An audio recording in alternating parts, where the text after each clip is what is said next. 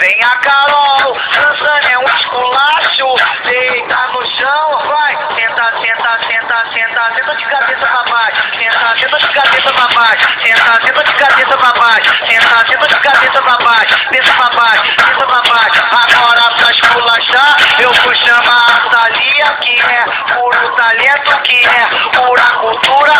Do quadradinho na verdadeira cura. Olha o que ela faz. Quadradinho, quadradinho, quadradinho.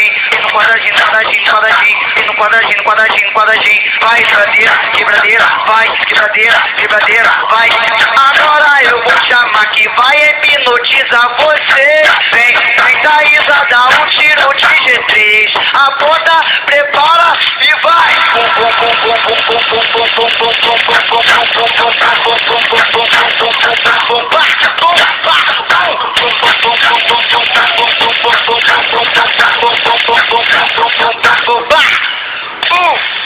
eu vou chamar a mulata que esculacha na dança.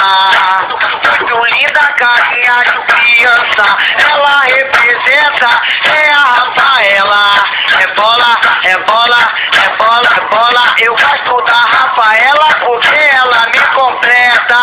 Ela não senta, ela dá queda de perna aberta, dá queda de perna aberta. Perna aberta é o passinho da bicicleta.